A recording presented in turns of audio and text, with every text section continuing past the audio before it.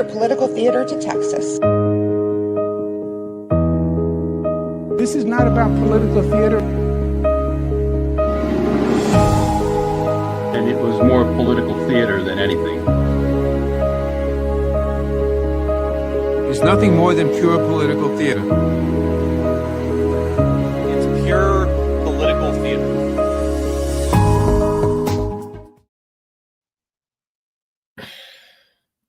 What up, everybody? Hello. Hello. Hello. Oh, the thumbnail is tickling you. Yes. Well, you know, that's what happened last time. Let's see. Yeah, look at that. That's hilarious. This guy decided he wanted to cuss me out. You know, so my Facebook has been on fire. And for those who know, like, I don't use Facebook as much, right? My primary things are threads and such, right? And you know, Instagram is dead. It's a graveyard.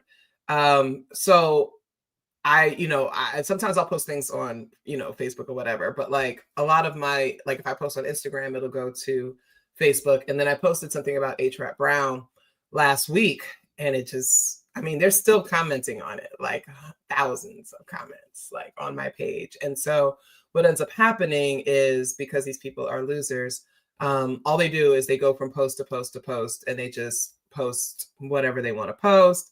If you go live, they will go after you on live. These are not mentally stable people. White people in general are just not mentally stable. I mean, some of you are cool, but you know what I'm talking about. So it's really like, it's not even just like standard trolling or whatever. It becomes this like obsession with Black women, particularly those of us that have, larger platforms. They have nothing else going on. And so, they come on the live and they want to say things. So anyway, welcome to Political Theater with Dr. T. I am your hostess with the mostest, Dr. T. And today we're going to bring, might as well, it's always a gamble when we do this, but, we'll go ahead and we'll bring, Dr. Hall to the stage. Hi, Dr. Hall. Hi, it's a gamble. I'm a gamble. You're a gamble. Am I? You never know what I'm going to do. You never know what you're going to do. Unpredictable. Never know how this works out. Never know. Because sometimes you don't even read the docket. I read the docket today. You read it today. Homework. I did more homework than that girl out of Oklahoma did. Wow. Yeah. Pat, we are going to talk about the Oklahoma issue. We definitely are. You read the article. Look at that. I read the article. Speaking of which, gotta get your merch. Plug the merch.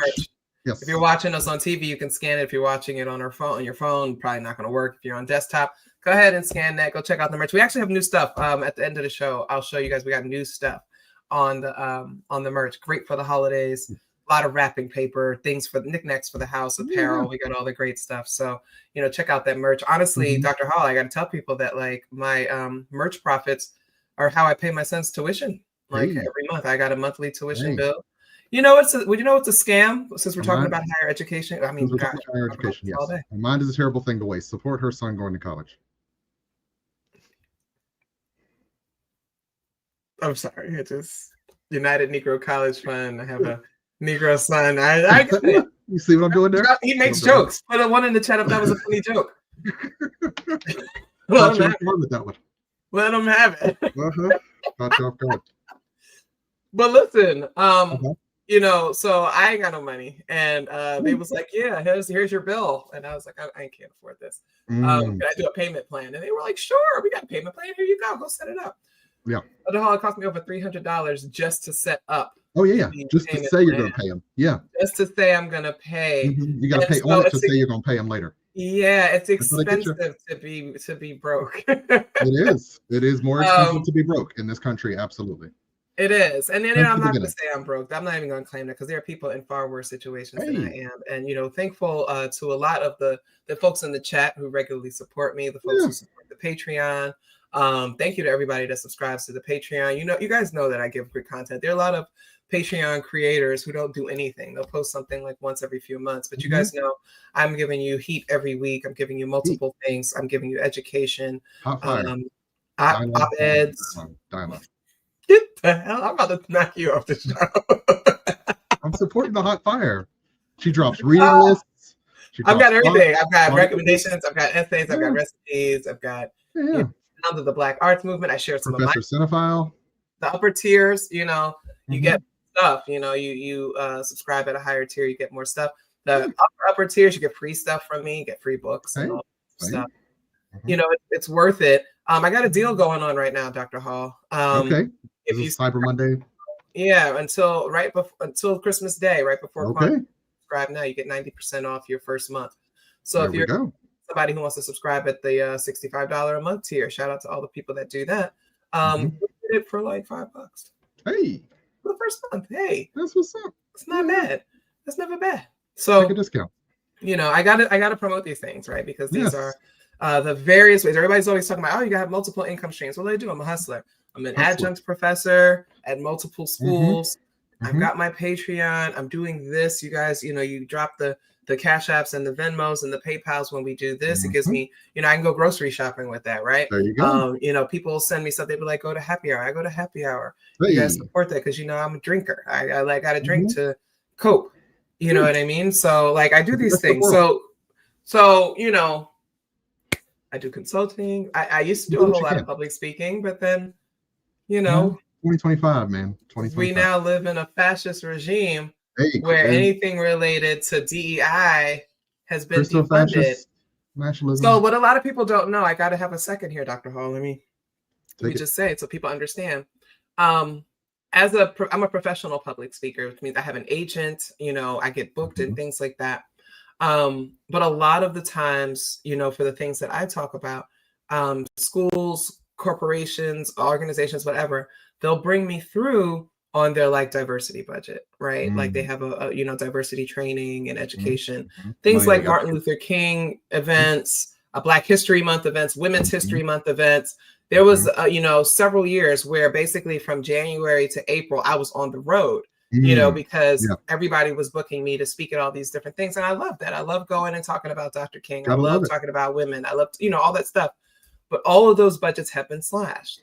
So people like me, who have 5-figure minimum, speaking fees. Prolific public speaker, well worth the cost of admission. Thank you.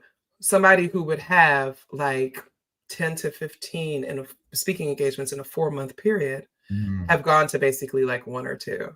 And so when you talk about somebody who's making 6 figures in 4 months from public speaking, having all of that removed, right? That was a big deal for me. And it has been especially when you buy your house and you're thinking, hey, this is a good living. I'm doing pretty well. Good. And then you're like, oh shit.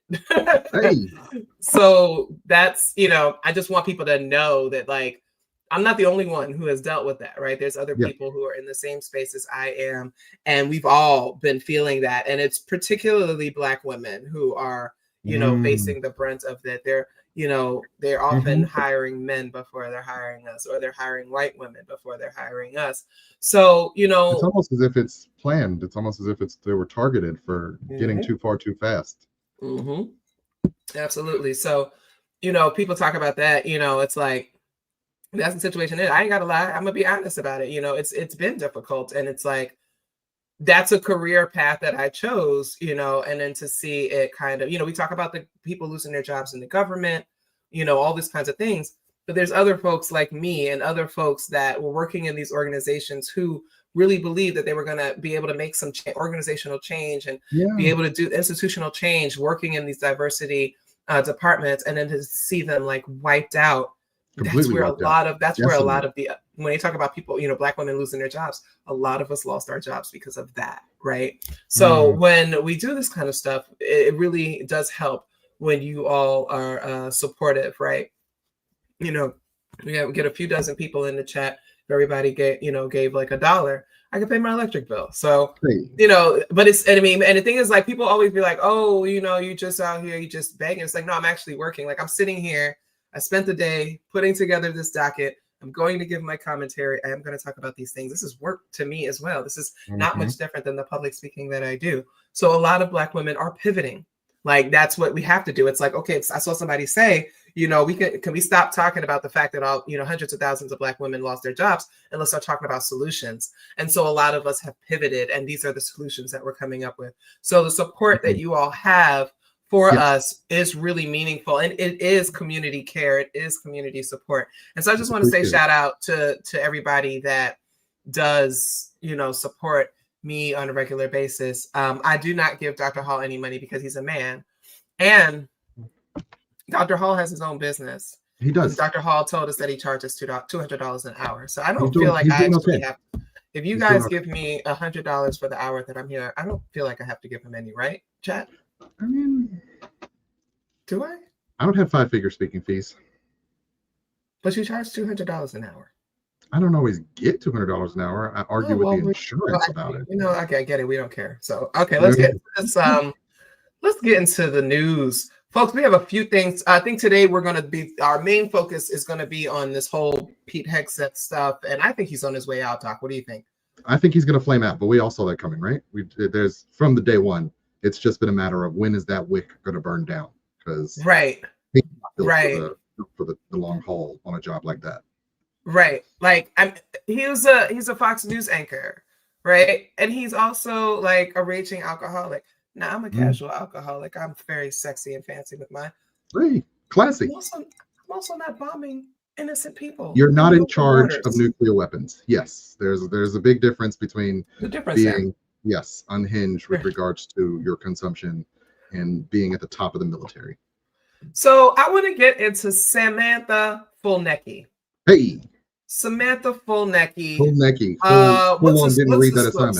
So what's the story? So what, Dr. Hall, give people a briefer. What is Samantha Fulnecki did? I want to show a video, but just give them a quick 30-second summary. Samantha Fulnecki is a junior at University of Oklahoma who found herself calling in all the people on her professor after receiving a 0 grade out of a possible 25 on her essay. So she went out and she did what any good student would do. She immediately started sending out press releases and contacting the news because she felt she had been wronged because she essentially didn't do an assignment. She was supposed to write about gender differences. She was supposed to read an article on gender differences. Does the paper show clear tie-in to the assigned article? Does the paper present a thoughtful reaction in response to the article rather than a summary? Is the paper clearly written? These were the rubric things. It was 25 points, 10, 10, 5. That's what they were judging on. Had nothing to do with with what her opinions or anything. It's did you do this? Right. Okay. And the paper was on gender typicality, which much deeper well to go down on how it was reviewing that. But it was a scientific paper done with rigor and scientific a scientific point of view on gender expression in males and females and their popularity essentially in adolescence. And rather than do that, she wrote a paper on why God believes you shouldn't question gender in any way. And it was basically an empty fluff paper. And rather than take the L, she just couldn't take the L. She instead did what any good white woman might do and went to the news and felt she had been wronged and victimized. And now it's a national story. So a kid not doing their homework on a Friday night has become national news because Turning Point USA, they picked it up and ran with it. They picked it up and ran with it, and now it's everywhere. All right, let's watch this video real quick.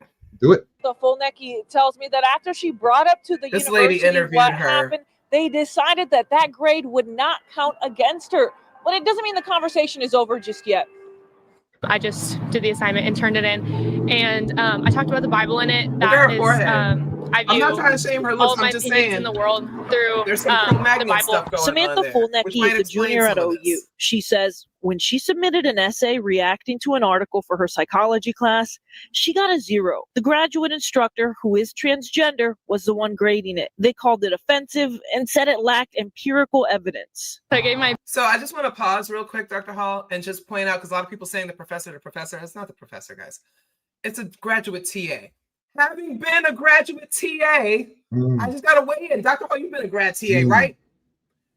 You know what it's like when you're getting your PhD, it's hopefully fully funded, you know, whatever. To get the funding, you have to teach. It becomes a job. Like you're literally being a full-time PhD student is your job. And I just got to emphasize that, because there's a lot of PhD talk and people going to these stupid ass for-profit schools. But being a PhD student is a full-time job. It is not something that is meant to be for everyone. We know there's hierarchies. We know there's discrimination. But at the end of the day, it's not something that everyone should have the opportunity to be, because it requires a level of dedication and self-sacrifice and mental health stress and trauma and strife and days where you're just like, I want to jump off a goddamn bridge.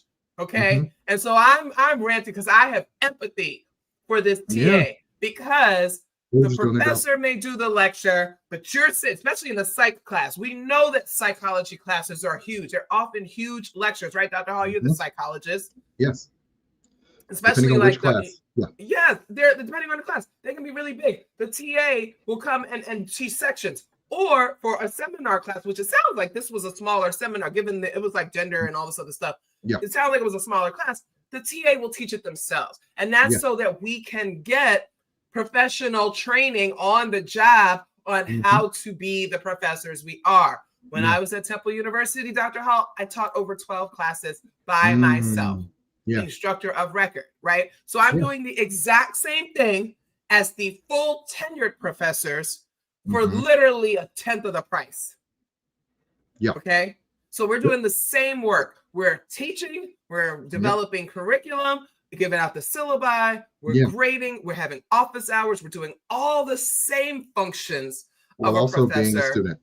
While also being a student and taking 3 classes a semester, preparing for comps, working on our dissertation, doing our research, all these things. Dr. I just have to give people context. So they understand what this sister was under. And I'm going to call her sister because there's a trans woman, and that's what she deserved to be called. She was under stress, and she's doing what she got to do. I'm just setting the stage here. Okay, let's keep going. Let's listen to this nincompoop. In my opinion, and not just my opinion, but that's like the Bible says that God created male and female, and anything that's not from God or glorifying to God is glorifying to the enemy. Here are excerpts of the essay. She says, society pushing the lie of multiple genders is demonic and believes it's against God's will. That's what I meant by that. The demonic thing is that... Actually, I want to go back, Dr. Hall. I want to go back. The demonic thing is that... I didn't mean for that to be the essay. She said... Let's read this together. Because they skipped over some stuff. They skipped over because they know it sounds stupid. This is a media bias, right? Society pushing the lie that there are multiple genders and everyone should be whatever they want to be is demonic and severely harms American youth.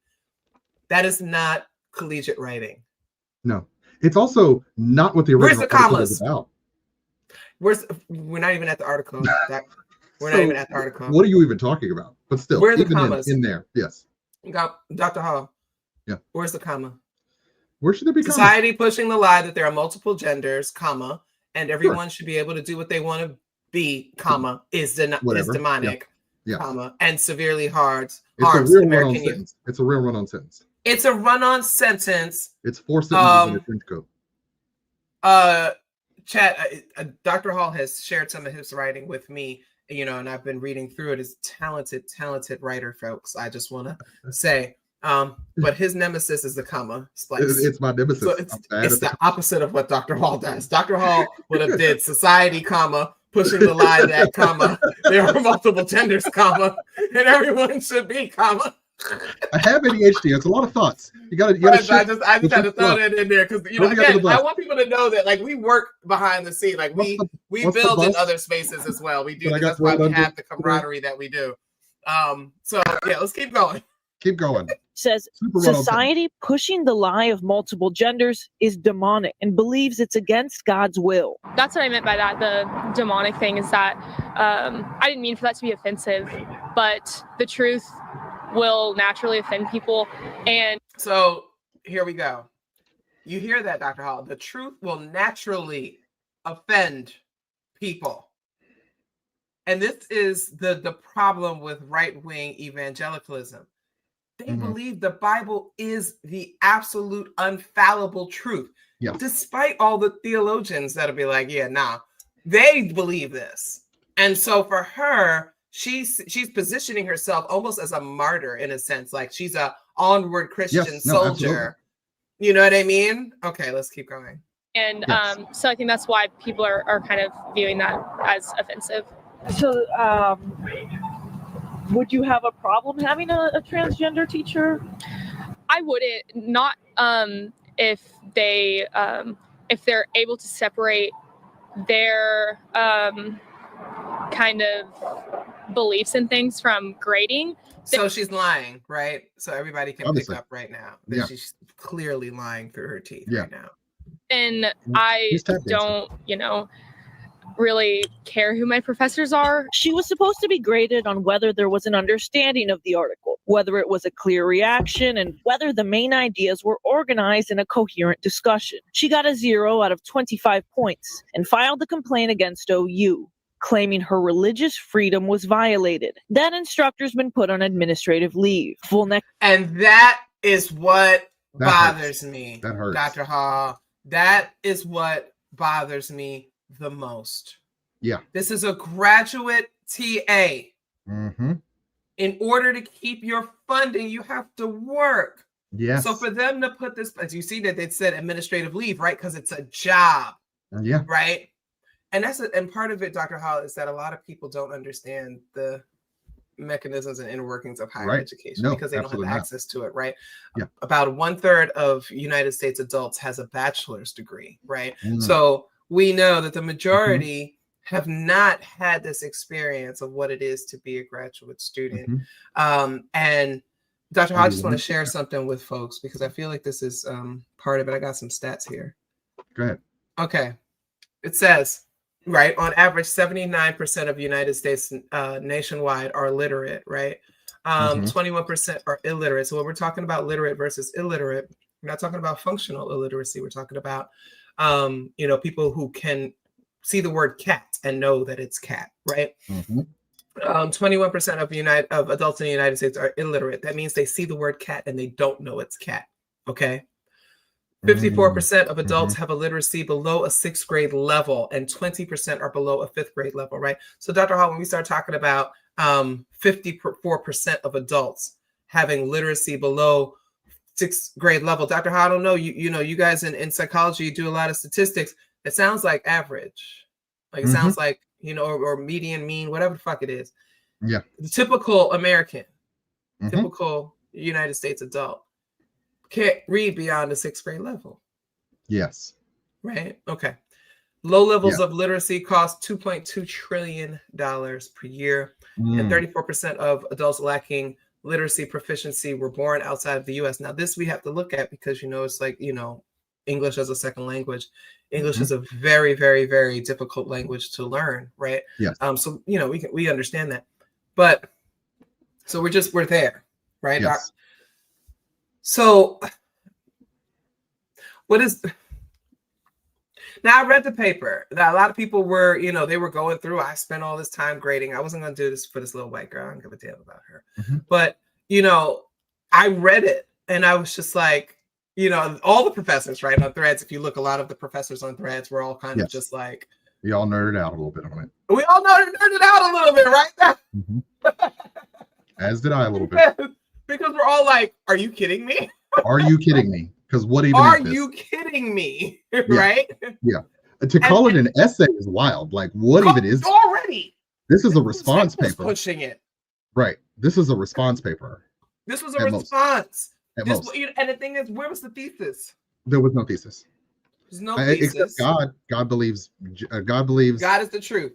God is the truth. God believes that gender is sacred and we shouldn't question it.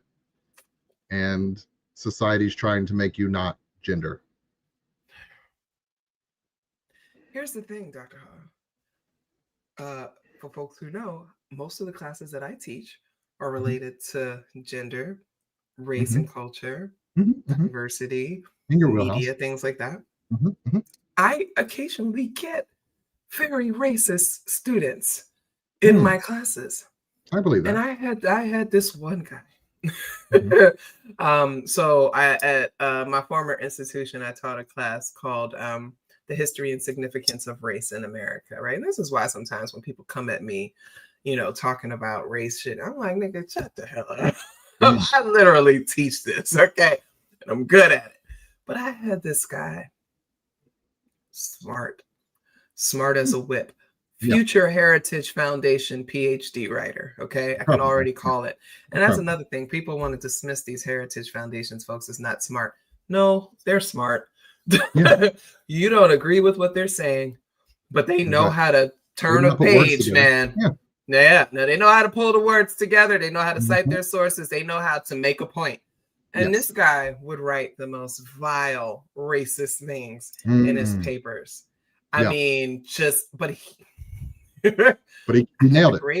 I had to grade him according to the rubric. And did you do this? Did you answer these questions? Did you show evidence that you read these things? Did you properly use APA? Did you do all these things? Did you follow the rules? He was one of my top grades. But the fact that I was subjected to this, right, as a Black female professor, right, we're already this much of the population in higher education. But as a Black woman professor, 1% of 1%. I had to, I'm subjected to reading this young white man writing this virulently racist trash. Yeah. But he wrote it very well. And so I bring this in to say that we're not grading people based on opinions. Whether we agree with them. Yeah. Or whether we agree with them. It's are you doing the work? The assignment is the argument coherent? Yes. Does it cite its sources, right? It was supposed to essentially analyze the paper itself. Yeah, and so basically Oklahoma, whatever. So here's the thing.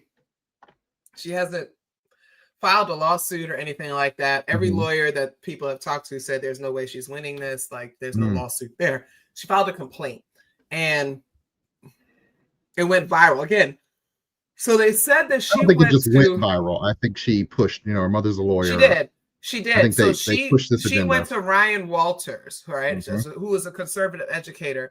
And Ryan Walters is the chief executive of the Teacher Freedom Alliance, right? And so this is somebody who had to resign as superintendent in Oklahoma because of whatever issues, and then starts this Teacher Freedom Alliance. She went to that person. Now, I've learned from folks that her mama is full MAGA. Her mama tried to run for mayor and lost. So this is how she was raised, right? Yes. And so when we talk about this, right? So I look at someone like her. She's raised by this MAGA mother, right? And versus someone like my son who's being raised by a Black liberationist. Balance it. We gotta balance it. We gotta do our part. To raise mom is proud that she turned in this BS assignment. Mom is proud, yes. And that is rather than step back and reflect on how you could be a better writer or how you could better understand empirical data and research papers. Instead, let's just fight the entire system because it's wrong, because you said God and they should never stop you from talking when you say the word God.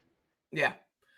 Everybody hit that like button on the way in. If you have not shared this on your socials, let people know that you are watching. It gets more people in here. We appreciate you being here. Shout out to everybody who is a little bit late. I'm not going to call you out, young lady.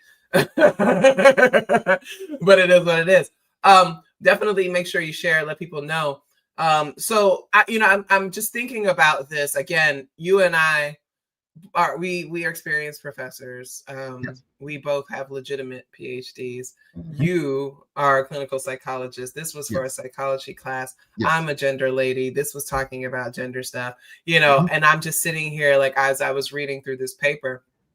The issue is that she writes at about a 6th or 7th grade level, and she's in college, right? So junior in college. She's already a junior in college. 2.5 years in. So that speaks to a larger issue across the board. There's the K through 12 issue. And then there's also the adjunct issue, which I'm going to say, and I'm an adjunct because, tenure track positions in my field are scarce. Hard to find. But I do have an interview for one, everybody. So send girls some love. Everybody. So hopefully I can send all the good vibes. All the good vibes.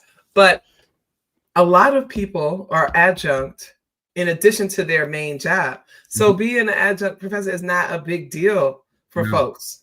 They're just like, whatever. It's literally holding up the education system right now. There are more it is. adjuncts. 74% of in college professors and instructors are adjunct. Okay. Yeah. And a lot of these people, this is like a way for them to make extra money and to make ends meet, or to, you know, survive. whatever the situation is. So they're not necessarily coming with the same kind of passion as someone like me who wants to be, you know, this educator type. And so they just pass people along. Yeah. I do go hard in the paint, and I love it.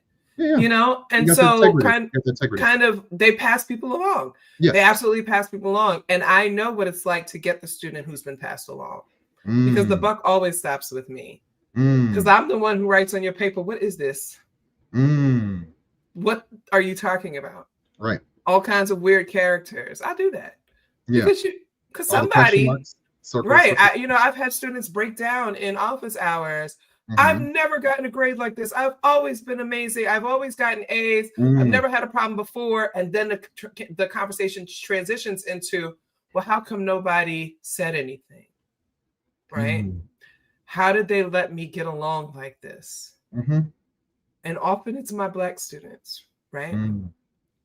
And so we have that moment where I'm just like, you know, that's where the social worker comes in, right? We have that moment where I have to be like, because they don't care about you. They don't care about Black students. They don't believe that we can achieve, and they just pass you right along because they think that that's the best that you're going to do. And I'm sitting here telling you, as a Black woman, as an auntie, as a member of your village right now, you can do better than this. And I'm not going to let you get away with this. Right? So, you know, doing those kinds of things, I think, is an important part of being a professor, right? And again, I'm not expecting professors to do that. I know K through 12 teachers, you got to be nurse, social worker, all those kinds of things. Not everybody's meant to be a teacher, Dr. Hall. Not everybody's got the stones. One of the things I often tell my professors when I was training people is, honestly, the first semester freshman classes are supposed to be to teach you how to college. Like, you come from the high school environment. And that was the way I always treated my intro to psychology class. I'm not just teaching you psychology. I'm also teaching you how to college. This is how you find research articles. This is how you make sure that you're listening to sources of authority. This is how you discern, right? Like, all that stuff is not just the, you know, how do we think, how do we act, but also how do you show up in this space? And I think that's just a vital part of what it's supposed to be, but that is not how everybody does the job. And not everybody thinks of it in those terms, as I am also shaping the mind to be what it needs to be in this high risk environment that college is supposed to be. But it also speaks to how college has become a customer service. You know, if we look at the last 20 years, or at least 10 years, you know, I remember being in those meetings on the campus that I worked at, where they were talking about making sure there was an ROI. It isn't just these students are coming to college. They need a return on the investment of college. Because the price has gone up so high. Oh yeah, because it's skyrocketing because of all those administrative fees. If you're paying $100,000 a year, you want a return on your investment. Absolutely, it makes sense. But also, like, what are you here for? And why are we always getting record numbers of freshmen? Because we want as many people in the door, whether or not we've helped them be prepared, helped them be proficient. And so there's a lot of devaluing of what that education is when you make it consumption. I was literally just talking to a professor who was talking about grad students. They're struggling with the board trying to explain why grad classes should be small. It's like, if one professor can teach, say, 400 students, why are we not bringing in 400 graduate students? And it's like, well, you're also training people to go out and teach. So they need specialized education and intimate you're training them to create knowledge. That's the other thing, Dr. Hall, is that people hear PhD and they forget that, like, I mean, so in fields like yours, like, you're going to be this clinician, you're going to perform this specifically trained service that is going to benefit mankind, humankind, right? Or we can get more dollars out of it. How could we squeeze more dollars out of this? And then there's the people like me, you know, who are creating knowledge, and even in your own space of doing your Black male groups and things like that, you're creating a new way of thinking about life, right? This is what a PhD does. This is what a scholar does. We are knowledge creators. We change the way the world thinks about things. The way the world sees itself. Absolutely. That's not for That's not for the masses, unfortunately. And so honestly, the education experiment in America was unprecedented. Never before had we said everybody was supposed to be educated. I'm not saying they shouldn't, but human society had never tried it before. So this is why it's interesting that it is failing so much in these 2025s, because this is an unprecedented why thing. these programs take 3 to 5 people per year. Okay. And this is why, we get into, I'm not even going to get into, because we got other stuff to talk about, but like they take about 3 to 5 people per year. Yep. They take the money to invest in them. Yes. And support them for like 4 to 7 years, however long. Small cohorts, yes. Sometimes it's longer, sometimes whatever. Yeah. To make sure that they are developing the next generation of high-level thinkers and professors. Yes. Okay? Ideally. Not only are we creating knowledge, right? So I'm a person creating knowledge, then I get in the classroom and I teach my book. Right. I teach the things that I've come up with. Ideally. Because because I want the next generation, for example, to take the Taylor test and say, hey, take this and make it go forward. Right.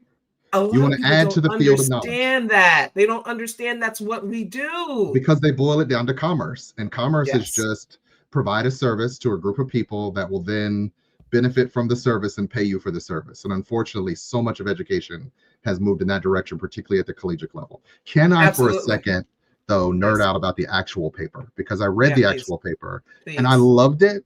And the psychologist in me was like, I wish she had stopped to read it for a second and had the open mind to think about what it was talking about, because the genuine reason for the paper on gender typicality was looking at whether or not essentially adolescents can be popular according to their gender expression. It's the idea that the cool boys are more masculine and cool girls are more feminine. It's the idea that like He-Man and G.I. Joe makes you cooler amongst the boys, and Barbie and dolls makes you cooler amongst the girls. And then they like studied that. They like broke it down and asked a bunch of adolescents what they thought about it and found some results to it. It wasn't even about whether or not transgender is a thing. It never even stopped to question that. It genuinely just looked at how we express gender. And as a person who went into psychology, and part of the reason I did that was because I wasn't atypically male. I don't like sports. I tend to sort of be more of a listener. I tend to be more passive than the boys around me. It's like, that's the type of thing you should study. Yeah, that's why I could be tolerated for even this amount of time. Yeah, this amount of time. Right. Oh, thank you for the nerd alert. Please feel free. I'm gonna nerd out. So to me, this is something we need to study, because there are a lot of students, a lot of kids, a lot of the kids I work with, a lot of the men that I work with that struggle with finding their tribe because they feel like they don't fit in. And they have this sense of their identity around being male or female or whatever, and then can't figure out how to fit. And yet they see the people who are popular and can't understand why they can't kind of like lock into what that is. How do I be more manly? How do I be more feminine? And so it's like totally a thing we should study more and understand about ourselves. Or if we go by Miss Phil Nucky, we could just like say God expects women to be women and men to be men and act like there's nothing else to think about. And so that was the part that frustrated me the most when I actually went down the deep dive of what this was. It was like, no, this is a fully interesting topic. We should like study it more. I was very interested in this. That's how I have in a textbook about Afrofuturism that's coming out, whatever. I have the chapter on why we don't need gender in an Afrofuture. Yes. Hey, I wrote that, Dr. Hall. Yes. Because you're awesome. Because this is how I think about things, right? I have an article on ballroom culture. Like I do this. Yeah. I'm sitting to myself, I would love to teach this, Dr. Hall. And I do that, and I do. At a particular R1 university. I don't like to name the schools that I teach at. Watch yourself. Because the white supremacists want to come for you and things like that. But I teach a class. The title, the name of it is whatever, but it's basically an intro to global feminism kind of class and kind of like where we are. Yeah. I get excited. See, we're nerds, folks. Right. We are totally nerds. We're nerds. Yes. We are. I don't call myself a blurred because I think that shit is corny. I'm a nerd. Yeah. Who happens to be black. Yeah. Full on nerd. And we get to think about these things, and we want the students to be excited. And then when the students do get excited, it just is like, yes, let's keep pouring in. She's not excited about it. I read that paper, and I wish she had used ChatGPT. Oh, she should have. It would have made written a much better paper. All right, doctor. We spent too much time on this little white girl. Oh.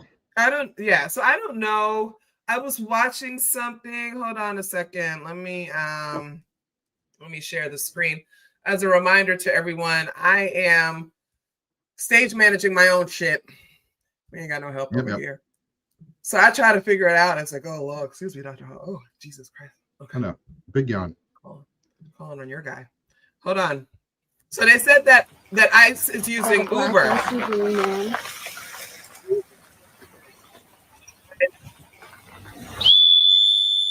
Oh, no. Oh, look at this. Oh, no. But shout out to the people. I guess entrapment laws don't matter to them. Is that I an guess Armada? the law That doesn't is an matter. Armada. I'm a Nissan girly, so it looks like an Armada.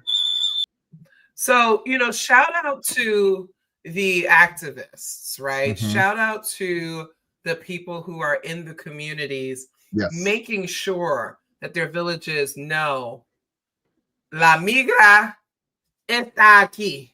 Okay? The immigration is here. Yes. Go to my merch and check out the Chinga La Migra, and now you get it. You understand. Well, I have a ice cube that is melting, and it says Chinga La Migra. Fuck the immigration, melt the ice, whatever. But the fact that they are using Uber stickers, it's insidious. Can you define what insidious means to the people who maybe not our core audience, right? There may be some people randomly watching who are at a 6th grade level. Can you explain? That a GED word? Is that one of my? That is that is the GRE word. Yes, okay. GR. There it is. Why are you shaming the people with the GED, Dr. I wasn't. I was trying to say GRE. That was literally my brain. If we keep him too, if we get rid of him for being classist. No, that was genuinely my brain mixing up the two words. GRE word. Yes. Proceeding in a gradual, subtle way with harmful effects. So you're harming someone in a harmful way over time, not just you're being surreptitious about it. My brain can't find a smaller word. I'm sorry. Treacherous, crafty. Black excellence. Black excellence. You're being. You can't find a smaller word. I cannot dumb myself down for you, plebeians. What's a plebeian? Plebeians. Oh, I love that one. That was a good one. Dr. Hall, we need to be pedestrian. We need to be more pedestrian. We've upped the elocution of the component of the entire.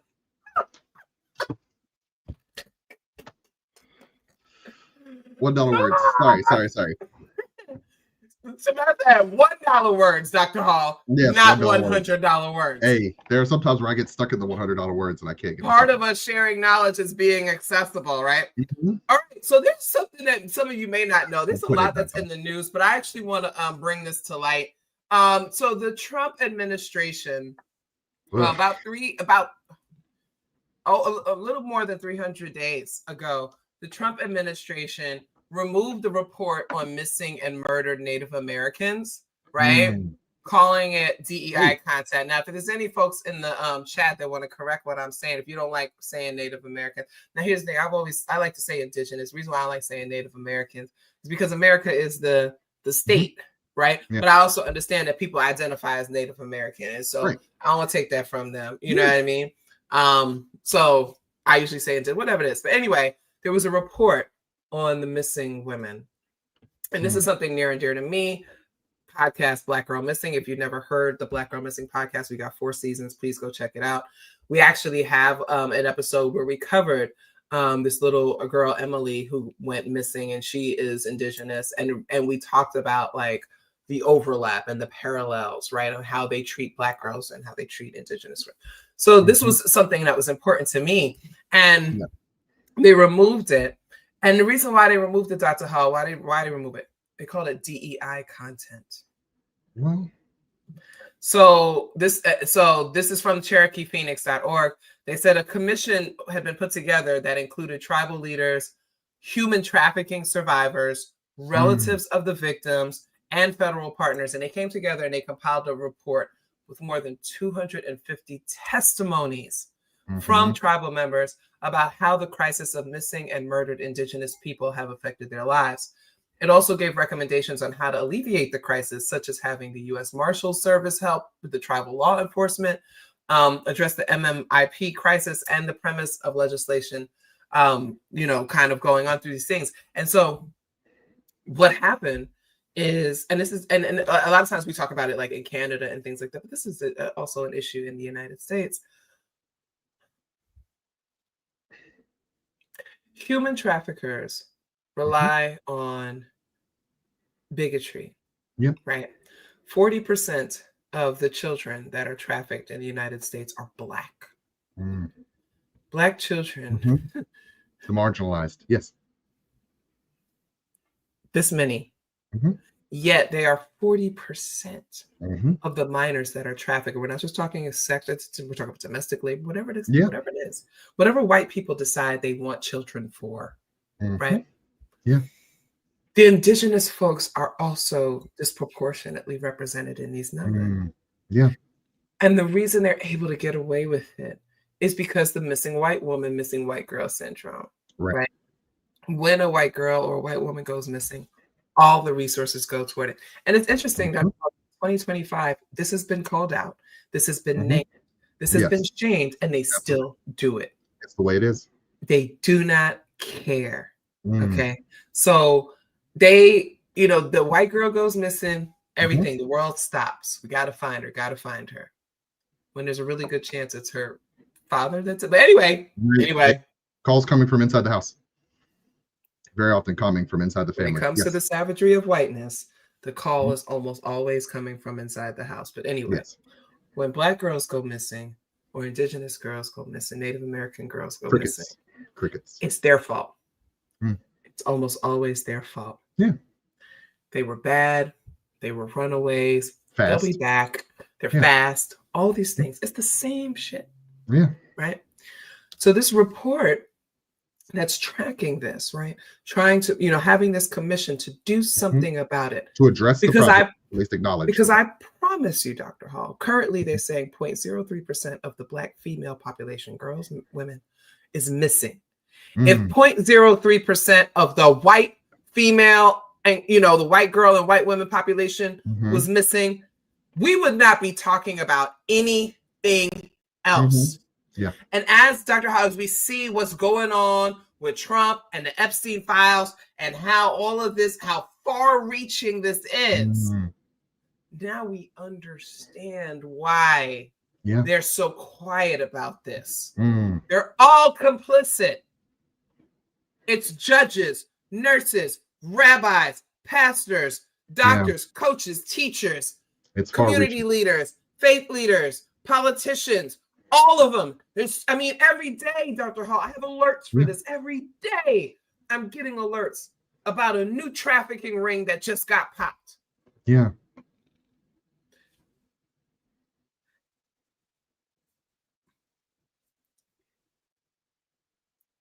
They get rid of it, not because it's DEI, but because they are profiting from it. They are profiting from the trafficking of Native women and girls and children. They are profiting from it. Okay. And that's why it's removed. And that's why it's not back. And it's been over 300 days. And, there's different folks from Oklahoma and Murkowski weighed in on it because, she's involved in her crooked ass, but she's involved, obviously, the people in Alaska, things like that. So it's just really frustrating. And I just kind of wanted to bring it and bring it to the forefront. The forefront. So I want you all to see this video because, oh my God, I hate it. Monetization. Did I say that on Maine? You did. Did I say that? You did. Oh, Jesus Christ. All right, let's watch this. Hold on, y'all. Hold on. Hold on. So we were clear. If a foreigner comes to Wait, hold on. Let me expand it so we can see. your country and demands that you accept their culture as your culture, or demands that you change your beliefs, that is not a foreigner. That is not an immigrant. What that is an invader. That is someone that is coming over to your space to take over and invade it. So when you sit there and you look at what's happening in New York, you look at what's happening in Texas, you look at what's happening in the places where these people came from, you look at Somalia, you look at all of these individuals who are being put into a position of power who support this type of invasion. You need to understand what's coming next. They will take away our weapons. They will tell us that we cannot eat certain foods. They will tell us that we cannot go to certain places. They will tell our women that they have to wear certain clothes. They will tell them that they have to dress modest. They will force them to do a lot of different things. You will have to deal with people praying in the middle of the street while you're driving and stopping you and invading your movement, your space.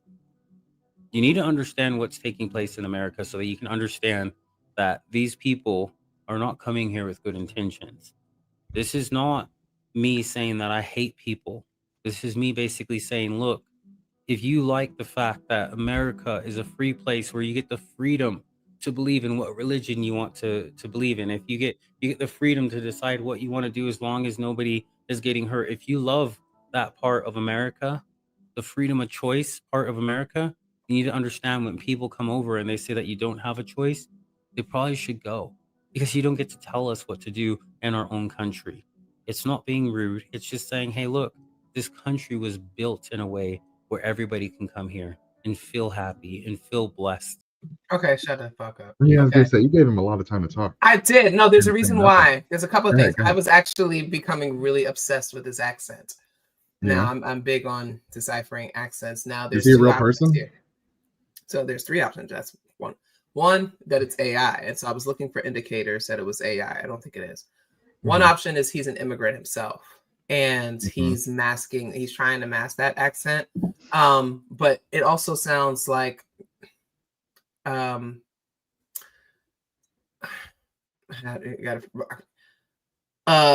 black child that was purchased by white parents in Fargo. Does that make sense?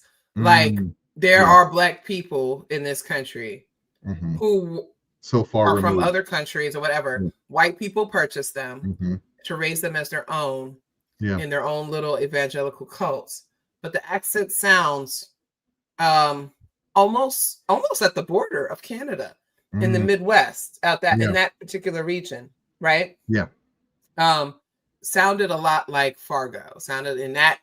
Yeah. Sounded a little bit like North Dakota over there. You know what I mean? Yeah. Which says to me, because black people don't go out there on their own, says to me that he might have been purchased by white people. They call it adoption, but we know that white people buy black babies, trafficking, feel better about themselves. And so it was ridiculous. Like, yes, so many Haitian children. That's the thing. It's like, where's he from? And so I'm looking at his facial structure, right? It's not on the other side of the Atlantic. It's somewhere on this side, possibly Haiti. Couple things, Dr. Hall. Couple things. I don't trust black men with no facial hair. Ah.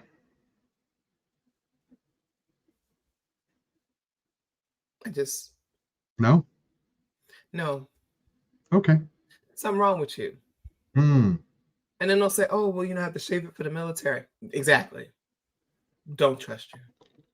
Now, my dad was in the military for 31 years. He hates it, whatever, he rebukes it or whatever. But like, no, I don't listen to anything about blackness or culture or anything like that from a black man with no facial hair. I think he's AI because the hat doesn't say anything. Well, the hat is backwards, Dr. Haas. Should we pull it up again? I don't think the hat is backwards. I think it's gibberish. No, it's not. No. It's not. Hold on. Did I close it? I don't think I closed. Oh shit. Yeah, let's see. No, the hat. The hat says it's backwards. So it says the. Oh, maybe there's that something chiz with a CHS, like munches or munchies or something like that. It says words. Are you sure? There's a bite out of it in the corner, which is some weird shit. You sure I'm that's looking not at AI? his hands, but look at his hands. I don't know. I don't think that I don't know, but that's the thing. So that was the thing I was going to say. Is like, is this AI? Because Trump has been using a lot of AI, and they've been using AI. But then he's also got this split in his pants, Dr. Hall. Dr. Hall, the style went out in 1997. Yeah. There's no reason in 2025 for a Black man to be wearing jeans that have a big hole in them. Okay. Yeah. And then I'm looking at his neck. AI would not have his neck looking ashy like this. He's got razor bumps. AI would not include the razor bumps. No. So no, I don't. This is not AI. No, I'm saying maybe it's not AI. Maybe he is an idiot. Yeah, He just gets to be an idiot. No, and then he's got a sleepy eye. So again, the eyes are not symmetrical. Like AI actually like fixes those things, right? It's Usually either really it's wonky bad at making us or ugly. it's perfect, right? Yeah. No, this is an actual living and breathing human being. And what's interesting, and living he's and breathing not propagandist. Right. And I don't think he's from the United States. And here's why I say that is because often immigrants of the African diaspora come over here and shit on us or adapt this American kind of way of being. They'll wear the flag and be proud to be American because I was talking to someone lately who said that, you know, his whole life he grew up in Cameroon and he was just like, my goal was to get to New York City. You know, we got all the imagery of New York City and America and everything. And he was just telling me that, like, folks, you know, and I've heard this from other people, like, the goal is to get to America, the United States of America. Like, that's what you want to do. That is a marker of success to get to the United States of America. And so that when you get there, you really embrace this Americanism and try to assimilate and all these kinds of things. Yeah. But I think it's a little bit deeper than that. I think that he was purchased by white people and raised to be this. Because I think there's a difference between him and a Byron Daniels. Yeah, he's a real streamer. Yeah, he's a real streamer, right? Like, he does this. Like, his head is weird. He's just a weird person. He's just, and so you know, kind of thinking about he's a black rancher. All right, so with 100,000 followers. 100,000 followers, and so yes, of course, Trump would promote that because he likes to promote black men and say, "Oh yeah, they support me" or whatever, because that's, you know, whatever. But yeah, Dr. Hall, how do you feel about these black MAGA men? Oh God, they make me sick to my stomach and annoyed every time I hear them talk. And the fact that now the nation is like, yeah, let's put them. You know what I mean? Like the government is like, yeah, let's put them to the forefront. These 8 people with dumb ideas, and it's all a version of that Key and Peele skit with it. Black people are not a monolith. And yet you guys all have, you know, you're just the kids we made fun of for being, you know, counterculture for no reason. And yeah, I have a hard time. And, you know, babe. So let's move on to BD Wong. BD, He's in the news. Oh, but he was so great in SUV and SVU. He said and, SUV. Yeah, right. SVU. See, look at me. I'm mixing the letters up today.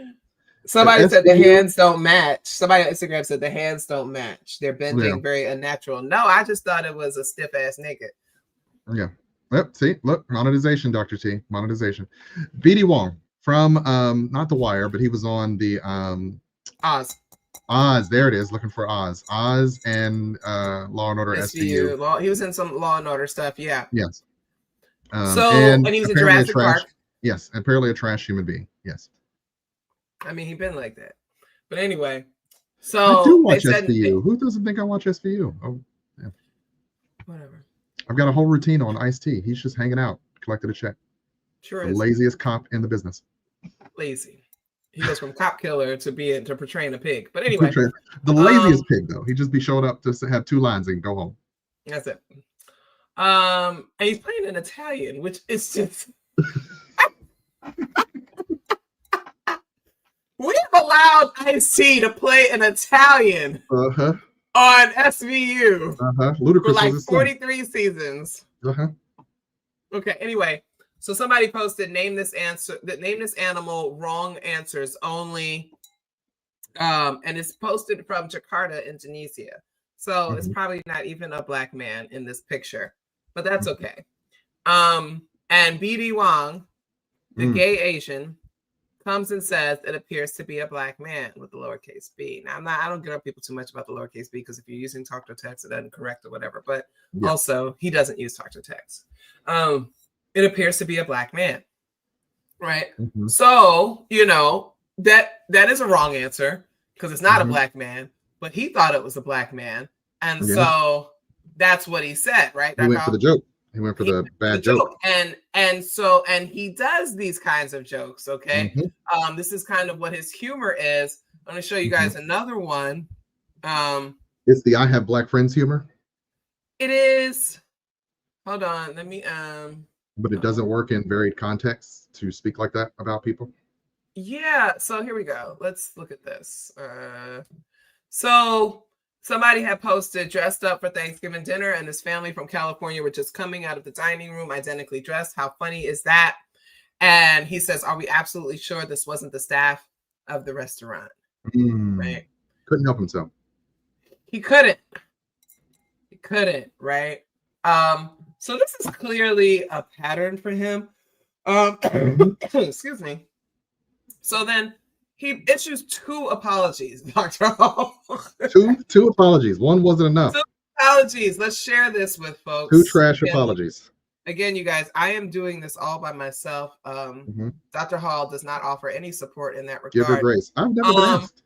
I'm not allowed to control the things. He said, y'all, I made a very bad joke. That was a spoonerism. As most people in hot water do, I deleted it for damage control, but it's out there and continues to hurt and disappoint, and I'm really sorry about the hurt part. Super dumb, but I tried to follow the wrong answers only prompt with the wrongest answer. This succeeded only in what was super wrong. I know nobody gets a free pass. I'm sorry if this what the fuck BD moment tarnished any respect you may have had for me, and thanks if you advocate for an internet that's safe for everybody. And I wrote apology not accepted. Because there's no apology here.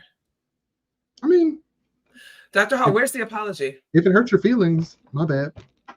Dr. Hall, there's no apology here. I mean, it's a statement of fact. Y'all, I made a very, very bad joke. Another statement of fact. I deleted it. It would another acknowledgement of fact. It was super dumb. Saying I tried to this succeeded only in what was super wrong. None of this is enough. And he says, I'm sorry if this WTFBD moment tarnished any respect. No, it's not. I'm sorry if your feelings were hurt. I'm sorry if your feelings were hurt. There's never I'm sorry if. I mean, if you're upset, I'm sorry. I've already forgiven myself for it. Truly. So then he comes and he has another one. Right? Oh, y'all didn't like that one? Here's another apology. Because he got called out and dragged for that one. He says, I want to elaborate RE a racist comment I posted to clarify that I recognize and accept the responsibility for how terrible it is. It is also wrong to try to explain, in quotation marks, anything. I don't know why there's quotation marks there. And I think that causes a further breaking down in folks' trust. Let me please spend the energy. First of all, you don't get to make demands. But anyway, let me please spend the energy on how wrong I know it is to exploit a despicable racist trope in the supposed spirit of humor. I do know better, but again, no excuses. Very sorry for the hurt I've caused. Finally, he says sorry. Hey. And for taking lightly something so deeply injurious. Dr. Hall, you know niggas don't know what injurious means. What? I mean, if y'all want to ask me to come out here and apologize, I'm gonna use my $10 words. Why are you using GRE words, Dr. Hall? My $100 words. I took that personally. That was the chat might have used the chat GPT might have said. Why are you using all these? Yeah, no, that was totally like chat GPT. Like, why are you using these big words? Niggas can't he ain't making SBU money anymore. He ain't got a real publicist. He's got to handle these things himself. Read. Okay. All right, Dr. Hall, it's about 8 o'clock. I don't know if you have to go because I know that you have things, but I do want to talk about Pete Seth. Are you able to stick around? I can stick around for about 15 more minutes ish. All right. So let's get into Pete Hegseth. Pete Hegseth. All right. Secretary of War. Secretary of War. War. War. What is it? Good God. What is it good for? Absolutely nothing. Say it again. War. Good God, y'all. They have War was a great group. Yeah, it was a great group. I like their stuff. Absolutely. I'll be jamming. I'll be like, oh, jamming on the one. All right. So Pete Hegseth. Okay. Gosh, there's so much. So if you have, and I know that our folks have been paying attention to what's going on. So Venezuela has a lot of oil. We have to start with that, okay? Venezuela has a lot of oil, okay? Chevron is all Venezuelan oil, right? Yeah, Hugo Chavez, and now we have Maduro, right? There's mixed feelings on these folks, as there are always mixed feelings on socialist rulers. Some people call them dictators, some people call them liberators, whatever situation, it doesn't matter. There's a lot of oil there. And one thing the United States is going to do is chase other people's oil. Either they're going to do it in a way that we can make some deals. No, we can make some deals. We can strike up some deals or whatever, or we can just take it. Shout out to the people of Guyana. The U.S. is definitely coming for y'all because y'all got too much oil down there. They're coming for you. But anyway,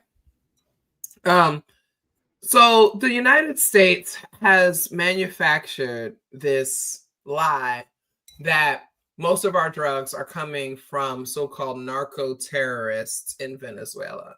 We know that's not the truth. First of all, Dr. Hall, we can just call them terrorists. Then we can do what we want. They want to call them narco-terrorists because it makes Pete Hegseth feel better as he's playing live-action Call of Duty. He likes to call them narco-terrorists. Narco-terrorists. Just sounds a lot better than your run-of-the-mill terrorist. Terrorism extreme. Yeah. Right. Right. It's the Royal Rumble, right? So they're manufacturing all this bullshit, right? For number one, Dr. Hall, the United States does not want to stop the flow of drugs into this country. We make a lot of money off of it. We make so much money off of drugs flowing into this country. Remember when they were trying to say that all this fentanyl was coming in through Canada, and I think they found 42 pounds of it that managed to come through Canada. It was something like that. Somebody in the chat fact check me what the number was, but it was like 2 pieces of fentanyl, two small rocks of crack. Dope on the table. Once again, all my wire people out there, you want dope on the table. Now, does a lot of it come through the southern border? Of course it does. That's how the United States traffics the drugs into its own country. They go into Colombia, they go into different places, they strike up their deals, they buy their drugs, they bring it in, or they bring it on boats, right? We'll hear a news story. Remember that, was it the JP Morgan thing or something like that? It was like they found like this boat with all these drugs or whatever. Yeah. And they said something like, it's like when we get the news, Dr. Hall, and it says $10 million, dollars worth of coke. We know it was 30. Yeah. A few bricks went missing, but Yeah, they'll tell us that, it's 10 million. We stopped it. They pocketed 20 million. Okay. Like that's how drug. Do people not know this, Dr. Hall? No, everybody doesn't know this. They don't. Okay, wait, did I gotta put them? Yeah. Okay. Allegedly. It's this time of the day. Guys, the United States is responsible for most of the drugs that come into the United States. Okay. Hey, the United States government. This is what they do. The CIA. But the biggest perpetrator, like they keep talking about people being addicted to drugs and all these things like that. We saved everybody that they literally said for every person we take down, we save 25,000 people. No, Dr. Hall, I'm a retired certified alcohol and substance abuse counselor. We know the number one issue is big pharma. Yes, absolutely. Getting people hooked on opioids. Yes. Right. The opioid crisis. I mean, They just had to settle for hundreds of millions of dollars. Like they found this family responsible for basically flooding the United States by way of overprescribing and getting people hooked on opioids. That's the truth. Yeah. There's no, like, I'm not making this up. The this issue is not a conspiracy theory. Yes. And I don't have to, it doesn't have to be a conspiracy theory because they admitted that the Nixon administration flooded Black communities with drugs. They admitted this. This is, you go look it up. It's on paper. They admitted that this is what they did to manufacture this war on drugs, to be able to attack, you know, and incarcerate African Americans so that they can have this exploitable prison labor force. Okay, that is money to fund, you know, international issues. So, you know, you could use that drug money to help the CIA to destabilize other countries. Like, right. I mean, and Dr. Can I just say one thing real quick? Because a lot of times people get caught up in this whole, oh, well, you know, when people use opioids, it's because it's mostly white people. That's why they show compassion. But when it comes to crack, you know, they didn't show compassion to Black people, and it's not racist. I have to debunk this. I feel like I debunk this every 3 years or so. It's not about race.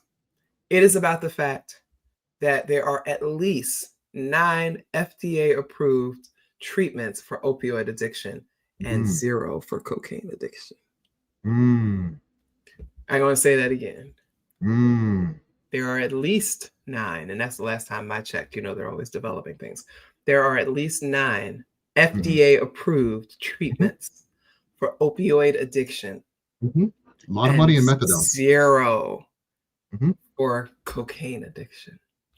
So they cannot make money off of cocaine addiction because guess who uses cocaine the most? Come on, it's not a racial issue. And crack is cocaine, right? I know how to cook crack. That's a random talent that I have. That's okay. I grew up in the hood. Who doesn't know how to cook crack? My Pyrex vision is like real. It's 2020. But anyway, so we know that it's not about narco-terrorism, Dr. Ha. Narco-terrorism. It's about distracting from the fact that our president is a goddamn pedophile. I mean, they are wagging the dog so hard right now. Hey, you know. They are. Dr. I gotta make sure that people know what I'm talking Department about. of War. The Department of War is wagging the dog. It is a film starring Dustin Hoffman and Robert De Niro. Amazing film. Watch it. It'll change your life. Go watch Wag the Dog. So they are Pete Hegseth, what happens? They bombed back in September. Was it September, right? They've been doing steadily since September. Since he got the job, he's been blowing up boats in the middle of the ocean, saying that he's doing it because they're trafficking drugs with absolutely no proof whatsoever that has been presented to the public, and just straight up murdering Venezuelans whenever he can. And Trinidadians and others, anybody who happens to be fishing out in the ocean, you can get it. If you're out there in the ocean, you can get it. It doesn't matter. We don't care. The USA going. So anyway, they bombed a boat, and then when there were survivors in the water, they bombed it and killed them again. And at first he tried to say it didn't happen, and then it's been a whole thing. So over the last like 48 hours, 72 hours, this has been spinning out of control. But anyway, here's White House Press Secretary Carolyn holding her press briefing, and here's the question she got about what law was broken. Question. You said that the follow-up strike was lawful. What law is it that allows no survivors? The strike conducted on September 2nd was conducted in self-defense to protect Americans in vital United States interests. The strike was conducted in international waters and in accordance with the law of armed conflict. And then so she's lying, right? Absolutely. Like, and the thing is that she's reading from. Let me take this off. Good. Don't look like somebody's auntie. I am somebody's auntie, but she's reading the statements that they gave her, but she's absolutely lying, right? Absolutely, yeah. You can't do that. You cannot do that. We're not at war. Like they keep saying, oh, that's a war crime, but they're also pointing out like if we were at war, it would be a war crime. Yes. But we're not at war, so it's murder. You can just, but if you say war enough, aren't we at war? If you just say, I declare war. Right.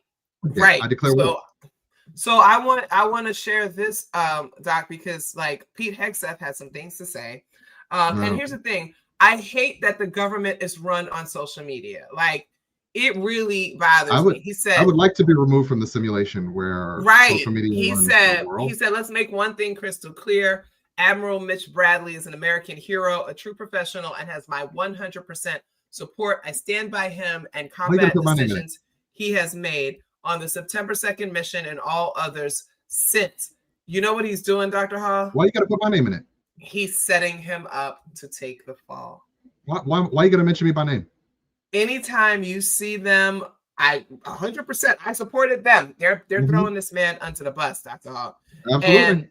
And it really, like, it's scary because it's just like, but anyway, let's go back to something that Pete Hegseth said before. We also don't fight with stupid rules of engagement. We untie the hands of our warfighters to intimidate, demoralize, hunt, and kill the enemies of our country. No more politically correct and overbearing rules of engagement. Just common sense, maximum lethality, and authority for warfighters. Okay, so we have him on the record saying that he's completely disregarding rules of engagement. He didn't care. Absolutely. Yeah. He says it's PC, it's politically correct to follow internationally on rules of engagement in war. No. Right? Yeah. Somehow. It's too woke. It's too woke. Again, we're going back to somebody living out his Call of Duty fantasies. Yes. Okay. And so here we go. I just want you to see this as well, folks. It's treating like a video game. This is just a video game, right? We can just murder people in boats and without consequences. From a deadly attack in the Caribbean that has raised questions about possible war crimes. It has now confirmed that the U.S. military did launch a second strike on a boat. So they did it after he said they did it. On September 2nd. Sources told CNN there were survivors hanging on the disabled boat after the first attack, and that a second strike killed them all. Look at that. The White House is drawing a distinct final order for the follow-up strike did not come from Defense Secretary Pete Hegseth, saying it's from U.S. Navy Admiral Frank throwing Mitch him Bradley, under the White House the bus. defending Bradley, saying his actions were lawful. Hegseth posted this on social media. I stand by him and the combat decisions he. So you hear what like they're saying, right? Like they are setting it up to absolve Hegseth of any liability that if someone did a war crime, that wasn't me. I mean, bombing the boat without, legal cause or jurisdiction, guys, one thing, but I want to show you one more thing. I just want to show you one more thing because this is ridiculous. I just want to show you all one more thing. This is all very ridiculous. This is all very ridiculous. Twice in early September. I want those boats taken out. And if we have to, we'll attack on land also, just like we attack on sea. And there's very little coming in by sea. I think we've knocked out over 90% of it. 2 people initially survived. And the administration says the decision for a second strike, killing all on board, was made by Admiral Frank Bradley. Throwing Bradley Today, Defense under Secretary the bus. has said even though he watched the first part of the attack live, he moved on to his next meeting before the second strike. Wow. Decision to ultimately sink He's the boat. reading, guys.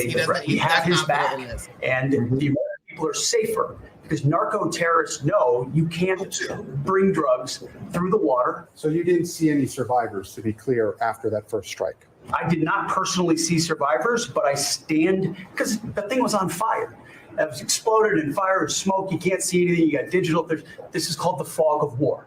The Trump administration has labeled drug cartels foreign terrorist organizations. Okay, so the reason why they're using the war language is because they decided that these are narco terrorists. Narco terrorists. Extreme.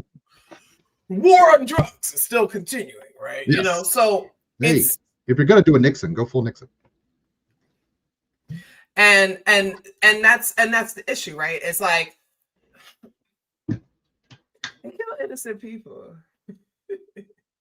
Just murdering people. Because according to United States law, you're innocent until you're proven guilty. Mm-hmm. And he basically, Pete Hegseth basically said that we should not be taking people back, assessing them, going through the process, that we should just kill them. Nobody has time for that. This is a 19-year-old incel's wet dream.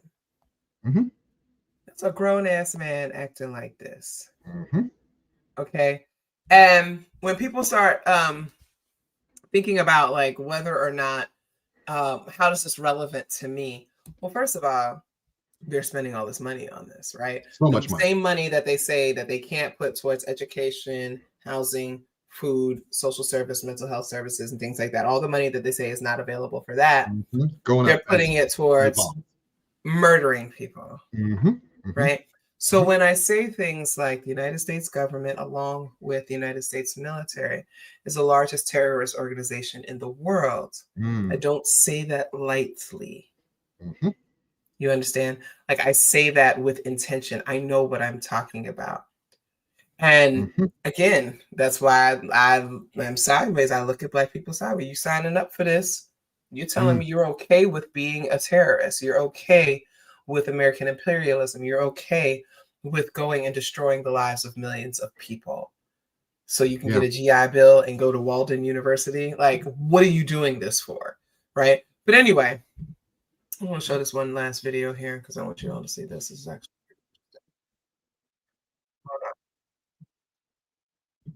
A couple of hours later, your president I learned is asleep, that commander folks. had made which he had the complete authority in digitally occurs. So I moved on to my next scene. A couple of hours later, I learned that commander had made which he had the complete authority to do. He has no and by the way, idea Admiral what's Bradley going made on the here. correct decision to ultimately sink the boat and eliminate the threat. He sunk the boat. Trump is like, sunk what the boat is happening? and eliminated Look the at threat. Trump. And it was the right call. We have his back, and the American people are safer because narco terrorists know you can't bring drugs through the water and eventually on land if necessary to the American people. We will eliminate that threat, and we're proud to do it. So you didn't see any survivors, to be clear. I just want to point out that Donald Trump does not care about any of this. No. Like, it's written all over. He does not care about any of this. I mean, whatever it takes for the United States to stop focusing, people, American citizens, the government, whatever, stop focusing on the fact that he's a pedophile. Stop asking these questions. He is fine with it.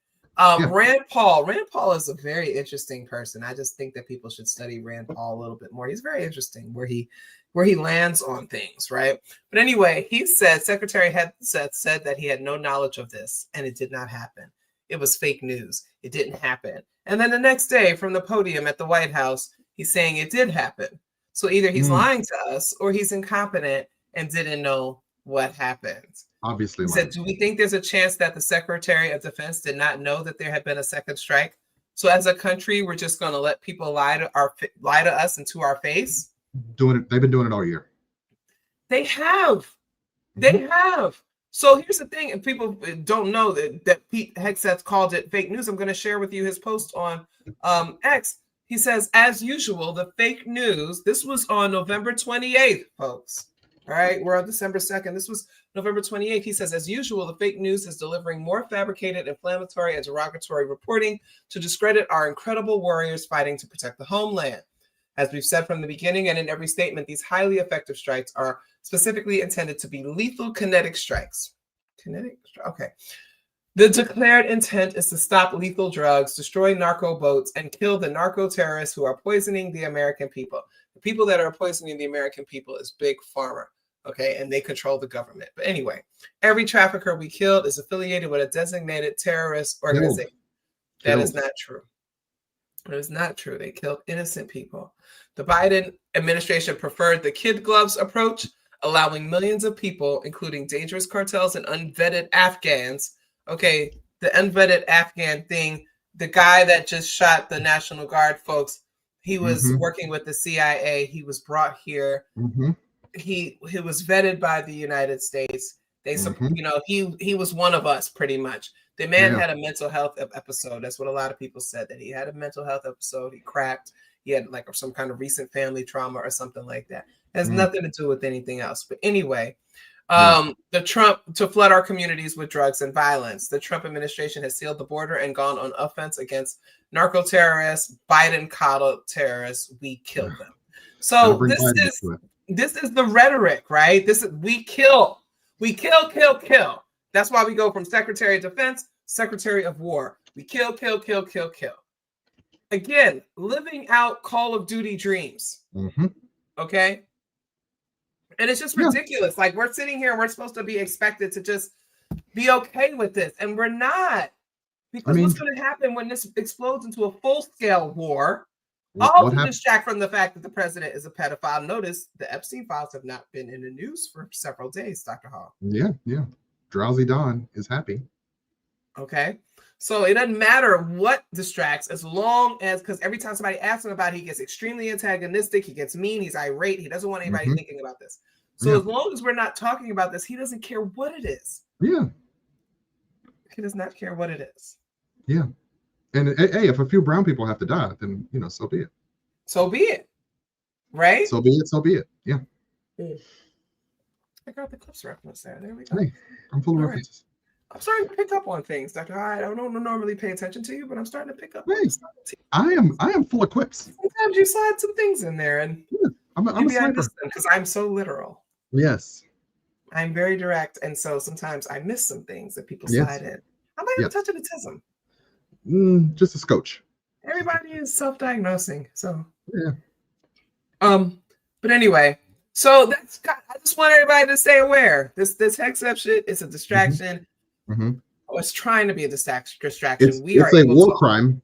That is a distraction. If we're in war, it's a war crime. We're not in war, so it's murder. It is a distraction, but also we can hold multiple things in our brains because we are intelligent people with high-level intellectual processing. So it's not throwing us off. But I just wanted to point that out. We really need to think about what's happening here. They are trying to start a war. Yes. Remember what I said, that let's never forget that conversation that Donald Trump had with Zelensky, basically saying, like, if you're at war, you don't have to have elections. You can put off the elections. The midterms are 2026. We're almost at the end of 2025. He has got to figure out a way to stop the 2026 midterm elections, or to do something. They're going to get washed in the 2026 elections. Okay. They know they are. This last special elections that we just had, this last election day, there were some smaller elections or whatever, but even all of those, the grand old party lost across the board. Okay. And that's just a sample of what's going to happen next year. Okay. We're going to wrap this up and just remind everybody that Donald Trump is doing everything he can to not have these midterm elections either happen or go whatever. He is, mark my words, Drowsy Dawn is trying to avoid accountability. He's trying to start this war so he can come and say, we're at war, we can't have elections. He thinks that's going to work, and it's not. Hey, but that's what he's going to try. He's already told us that's what he's going to try. He's already tried an insurrection. I mean, Teflon, Drowsy Dawn. So that's what's going to happen. Folks, I'll be here Friday. It should be just me. So I'm very excited that you all are here and that you support me. Please go sign up for my page. Do I even have that on? You didn't. You dropped it. I don't. I'm not good at this. But anyway, PayPal, Cash App, Venmo. If you enjoyed this session tonight, you want to drop $1, $3, $5, $10, whatever you want to do. It really supports me, helps me pay my gas bill. Help a doctor out. Help me pay my car insurance. There you go. Definitely do that. Check out the merch. Dr. How they can go and you can get the merch. We've got a lot of good merch. That's how I know you have to go. I know you have to go, so I'm gonna move you out and I'm gonna talk about the merch a little bit. But I appreciate you. Thank you so much for being here. Guys, we have merch. I have merch. What am I saying? I want to show you all what it's looking like because we got some new stuff and I'm actually pretty excited about the merch. If I could just pull it up. Give me a second, guys. Here we go. Merch. All right, let me share this with you all. And the reason why I say this again, I'm one of those people, I don't charge $60 for a hoodie. Like, I don't believe in that, everyone. I believe in lowering the prices so more people can have my stuff because the stuff I have has messages. It's meaningful, right? So what I did update, I know a lot of people were frustrated because my chaotic Aries ADD ass just had whatever you had to scroll through. But if you look on the side, I actually have the categories now. So we have the types of things. We have the candles, the home good, holiday stuff, greeting cards and stationery, stickers and pens, et cetera, et cetera. And I have it sorted by the design itself. Antifa Inc., Antifa All Alone, Change the World, things like that. So you can click based on what you want to do. So it's the holidays are coming up. If you want some greeting cards, right? I have greeting cards, friends. I make them. They are funny. I have atheist greeting cards, okay? It says, can I get this to be bigger? Let me see. How do I, let's see, view. I got to zoom in. I don't be knowing how to zoom in. Okay, here we go. Anyway, it says, giving you the gift you wanted, not the gift Amazon almost tricked me into getting by tapping into my phone and inundating me with incessant advertising and also an algorithm manipulation. Okay, this is like what I'm talking about, folks. I've got good stuff here. Why did I just close that? That is so ridiculous. Again, I'm stage managing my own thing. I just drank a whole bottle of wine too. So we've got all kinds of stuff. I do have the greeting cards. I have Kwanzaa cards, Harambe, Festivus for the rest of us, Happy Holidays. You guys know that I'm an atheist, so it is what it is. But I also have wrapping paper, okay? So we've got the wrapping paper. Santa Claus is a black man, okay? Just all kind of stuff you can do for your article, stuff. I've got, let's see. You can check out the apparel. I've got tons. Like, apparel is the big stuff, okay? Folks love it all. Black children deserve to dream in color. Remember I was talking earlier about Chinga La Migra, Melt the Ice. Read the article is probably really the most popular one. People are going around and reminding people that they need to read the article. The Antifa All Along is the big one. That was a hit. My son loves this one. The Insubordinate and Churlish, Mr. Garvey T. But I just wanted to show you all that I have some new stuff. And I just really quickly, if you're still rocking with me in these last few minutes, The Menace to Society. I like this one.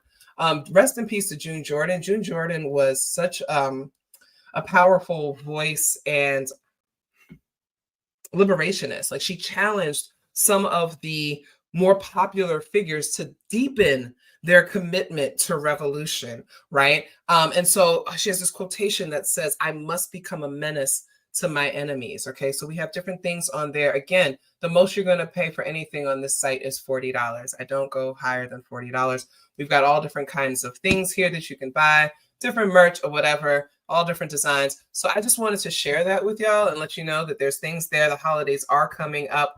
You can buy these things. The cheapest thing on there is, like, I have stickers, I have buttons. The stickers are like $4. Like, you can buy those things, and I really appreciate it. And it's not necessarily about me balling out or whatever. It's just about, I want this stuff out here. I want you to have good stuff, and I just think I'm really creative. So anyway, I love you all. I love you with the love of liberation. I love you with the love of my community and my ancestors. I love you with the love of being anti-ignorant, because goddamn, y'all are dumb. Not y'all, but a lot of people are. Believe that we will win. Wake up in the morning and say we will win. Before you go to bed at night, say we will win. You have to believe that we will win, or there's no reason for us to do this anymore. I love you all so very much, and I appreciate all your support through everything. I will see you all Friday, and